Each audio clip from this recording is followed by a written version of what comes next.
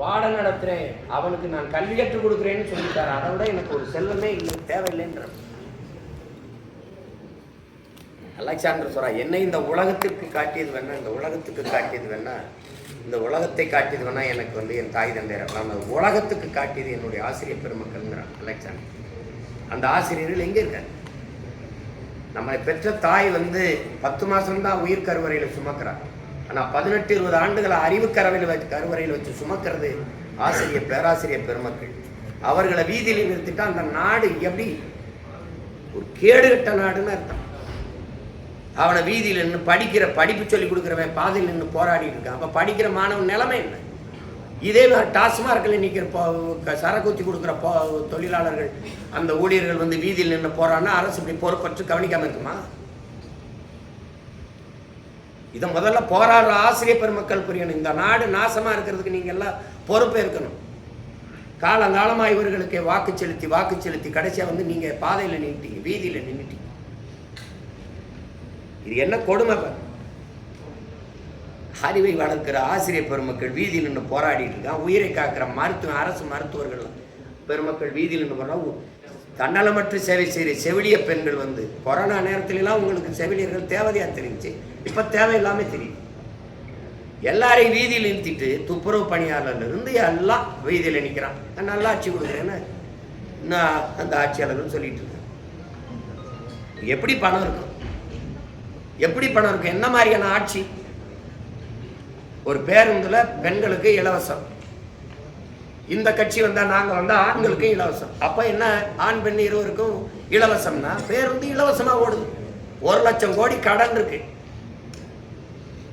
போக்குவரத்து துறைக்கு. 1 லட்சம் கோடிக்கு மேல கடன் இருக்கு.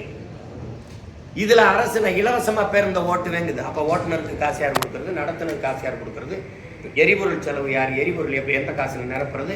புதிய பேருந்தை எப்படி வாங்குறது? இந்த பேருந்தை எப்படி பராமரிக்கிறது? யார் காசு?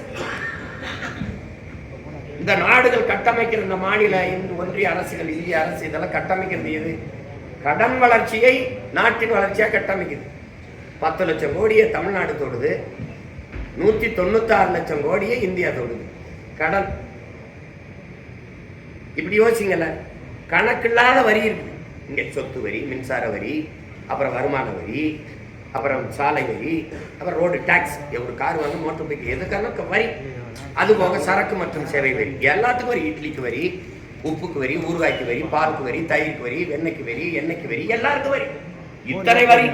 அது போக இதுக்கு 196 லட்சம் கோடி கடன் எப்படி வந்துச்சு? என்ன நிர்வாகம் செஞ்ச? கல்வியை தரப்படுத்திட்டியா? மருத்துவத்தை தரப்படுத்திட்டியா? போக்குவரத்து, சாலை, இல்ல மின் உற்பத்தி பகிர்வு என்ன இருக்கு?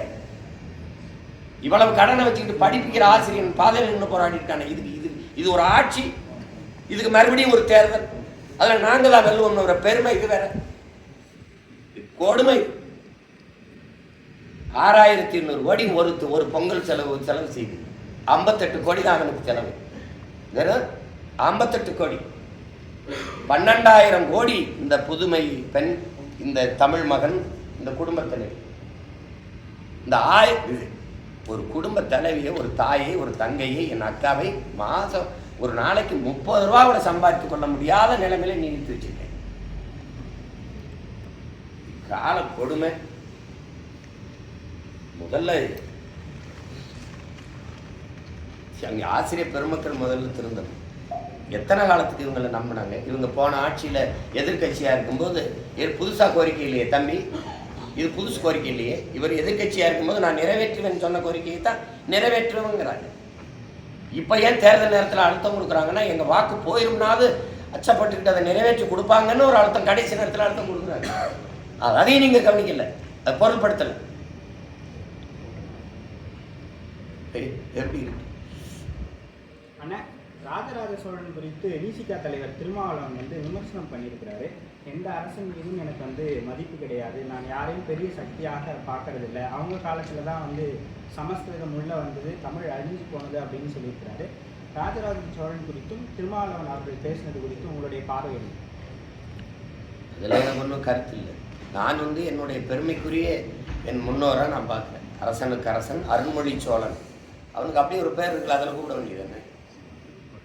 அவங்க காலத்துல தான் தமிழ் சரி, அவர் ராமசாமிங்கிறது என்ன பேரு? என்ன பேர்? அப்பாவுக்கு ராமசாமின்னு இருந்தது, எங்கள் அண்ணன் மாற்றி தொல்காப்பின்னு வச்சுட்டார்ல. இப்போ ஈவேராவுக்கு ராமசாமி, அந்த பேர் என்ன பேர்? அவரும் ஆரியத்தை எதிர்த்தார். இப்போ ஆரிய தாய்மொழி சமஸ்கிருதம். அப்போ அதையும் இருக்கிறது தானே பொருள். அந்த பேரையே மாற்றிக்கல. ஒரு பேரையே மாற்றாதவரை சமூகத்தை மாற்றினார் இருந்துச்சு அழகிய. சொல்லுங்க. என்ன திமுகவுக்கும் எங்களுக்கும் தான் போட்டின்னு அதிமுக சொல்லுது. இல்லை எங்களுக்கும் திமுகவுக்கும் போட்டின்னு தாவேக்கா சொல்லுது. இப்படி திமுகவோட யார் போட்டின்றதே பெரிய போட்டியாக போயிட்டு இருக்கு. அதில் உங்கள் கருத்து எப்படி? உங்கள் கட்சி யாரோட? அது அவங்களுக்குள்ள இருக்கு சண்டை. அவங்க கொள்கை கோட்பாடுக்குள்ள யார் அதிகமாக திருடுறது, யார் அதிகமாக வாக்கு காசு கொடுக்குறது. அவர் 1000 குடும்பத்தினை கொடுத்தா நம்ம 2000 கொடுக்கணும், அவர் பெண்களுக்கு கொடுத்தா நம்ம ஆண்களுக்கும் கொடுக்கணும். இந்த சண்டை எங்களுக்கு அது இல்லை. இவங்களுக்குள்ள எங்களுக்கு போட்டி இல்லை. நாங்கள் ஒரு தேசிய இனத்தின் பிள்ளைகள்.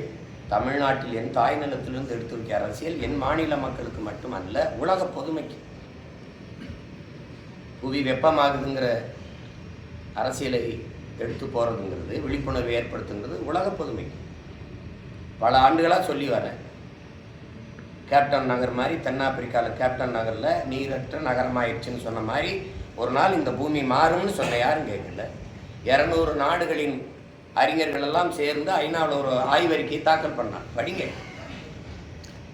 சூழியல், பொருளியல், அரசியல்னு எங்கள் ஐயா கி வெங்கட்ராமன் எழுதின நூல் இருக்கு, படிங்க. அதில் 12 ஆண்டுகளுக்குத்தான் பூமியில் வாழ்நாள் இருக்குது. அதுக்குள்ளே பூமியை காப்பாற்றலைன்னா நம்ம எல்லாரும் அழிய வேண்டியதானே அவன் சொல்லியே 4-5 ஆண்டுகள் ஆயிடுச்சு. ஒரு நாட்டு தலைவனுக்கு கவலைப்பட்டதா இல்லையே? இன்னைக்கு ஒரு அறிக்கை வருது, அதை பற்றி நீங்கள் யார் கவலைப்பட்டீங்க? யார் தலைப்பு எடுத்து விவாதிச்சிங்க? இந்த பூமி நீரற்ற நிலமாக மாறிடுச்சுன்னு அறிக்கை கொடுத்துட்டு போயிட்டான். ஐயா அப்துல் கலாம் இறந்து எவ்வளோ நாள் ஆச்சு? அவர் எப்போ பதிவு பண்ணார்? 800 கோடி மக்கள்ரா, அதில் 100 கோடி பேருக்கு தாண்டா குடிநீர் இருக்குன்னு சொன்னார். நீங்கள் எச்சரிச்சையில் விழித்து கொண்டீர்களா? 2 விழுக்காடு தான் குடிநீர் இருக்கு. சரி, அது 20 விழுக்காடா உயர்த்தது எப்படிங்க எவனாவது சிந்திச்சானா? இதை வித்தா நல்லா காசு சம்பாதிக்கணும்னு நினைச்சானா ஈனப்பைய? இது எவ்வளவு கோர சிந்தனை! தண்ணீர் விற்பனைக்கு வந்த மாதிரி காற்று வராதுன்னு நீ எப்படி நம்புவ? என்ன உறுதியை தருவ? எங்கேயாவது இங்க தாய்ப்பால் விற்பனைக்கு எழுதி வைப்பானா? ஆனா தண்ணீரை விற்கிறான்ல. உனக்கு தாய்ப்பால் எவ்வளவு முக்கியமா? உலக உயிர்களின் தாய்ப்பால். எனக்கும் உனக்கும் புல்லுக்கும் புல்லுக்கும் நாய்க்கு நரிக்கு ஈக்கி எறும்புக்கும் ஒரு தாய்ப்பால் இருக்குல்ல, அது எது? அது தண்ணீர் தானே. அதே எப்படி நீ விற்பனை பண்டமாக்குன? உயர்ந்த சந்தை பொருளா எப்படி ஆக்குன? எப்படி ஆக்குன? எப்படி ஆக்குன? காசு இருக்கிறவன் சுத்திகரிப்பு பந்தரை வச்சு சுத்திகரிச்சு குடிப்பான். எங்க ஆத்தால போன அரணியூர்ல என்ன குடிப்பான்? கால கொடுமை. இது எதை பற்றி கவலை இருக்குது? நீங்க அதையெல்லாம் விட்டுட்டு இது இந்த கட்சி ஆட்சிகள் இது சொல்லுது என்ன சொல்லிட்டு இருக்கீங்க. சமஸ்கிருதம் வந்தது எங்க பாட்டங்கள் அதெல்லாம் வெறுக்கிறாருன்னா சமஸ்கிருதத்தை எங்க அண்ணன் வெறுக்கிறாரா? இப்போ வெறுக்கிறாரா? அப்போ வெறுக்கிறேன்னு சொல்றாரா சமஸ்கிருதத்தை? திராவிடங்கிறது எந்த மொழி சொல்லு அதை ஏற்கிறாருல்ல. திராவிடம்ங்கிறது எந்த மொழி சொல் தம்பி? நீங்க சொல்லுங்க தம்பி. திராவிடம்ங்கிறது எந்த மொழி சொல்லுன்னே தெரியல பத்தியில அவங்களுக்கு. இத்தனை ஆண்டுகள் அதை வச்சுக்கிட்டு எங்களை ஆட்சி செஞ்சுக்கிட்டு இருக்காங்க. சரி, அந்த கட்சியின் தலைவரை யாரையாவது சொல்லுங்களேன். திராவிடத்தின் பிதா மக்களை யாரையாவது பேர் சொல்லுங்களேன். திராவிடங்கிறது எந்த மொழி சொல்? அது சமஸ்கிருதம் தானே. தலையாட்சி கால்டுவெல்லே சொல்றாரு, நான் மனுஸ்மிருதியிலிருந்து தான் அந்த சொல்லையே எடுத்தேன். எனக்கு என் பாட்டன் பிழை விட்டுருக்கானா? வரலாறு படிக்கிறது எப்படின்னா, தழும்புகளை தடவி பார்த்து தவறுகளை திருத்திக் கொள்ள. என் பாட்டன் பிழை விட்டுருக்கானா? அவன் எனக்கு எந்த பெருமையும் தரலையா? எந்த பெருமையும் தரலையா அவன்? சொல்லுங்க. பன்னீர் திருமறைகள் இதெல்லாம் பாதுகாத்தது அவன் இல்லையா? அவன் இல்லையா? சொல்லுங்க. அவனுக்கு எந்த பெருமையும் இல்லை. குடகோல முறை இன்னைக்கு மக்களாட்சியில் இருக்க வாக்கு முறையை அன்னைக்கு அவன் நடத்தலையா? அதெல்லாம் நீங்க பெருமையே இல்லைன்னு சொல்ல முடியாது. பிழை இருக்கு. யார்கிட்ட பிழை இல்லை? என் முன்னோன் செய்த பிழையை சரி செய்து தானே நாங்க இருக்கோம். சரி, என் பாட்டன் தவறு விட்டான், நான் சரி பண்றேன். அதுக்கு தானே வரலாறு இருக்கு. அந்த தழும்பை தடை பார்த்து தவறை தீர்த்திக்கிறேன். அதுக்காக போய் அவனை பிழை விட்டா எனக்கு கூட தான் வருத்தம் இருக்கு. எங்க தாத்தாக்கள் மேல, தெய்வ திருமணம் முத்துராமலிங்கத்தவர் மேலே, என் தாத்தன் காமராஜ் மேலே எனக்கு வருத்தம் இருக்கு. பகிரங்கமாக குற்றம் சாட்டுறேன். முகமது அலி ஜின்னா தனிநாடு கேட்கும்போது எங்கள் தாத்தங்க 2 பேரும் கேட்டிருந்தாங்கன்னா நான் இன்னைக்கு விடுதலை பெற்ற தமிழ் தேச குடிமகனாக நான் இருந்திருப்பேன். அவர் ஜின்னா கேட்டதோட 1000 காரணம் எனக்கு இருக்குது. என் மொழி வேற, என் கலை வேற, என் இலக்கியம் வேற, என் பண்பாடு வேற, என் வழிபாடு வேற. நான் 50,000 ஆண்டுகளுக்கு மூத்த ஒரு தேசியனத்தின் பிள்ளை, நான் பெரிய மூத்த குடி. எனக்கு கேட்கலையே. ஒருத்தர் நேருடைய காந்தி பக்தராக இருந்தார், காந்தி நேரு பக்தராக இருந்தார். ஒரு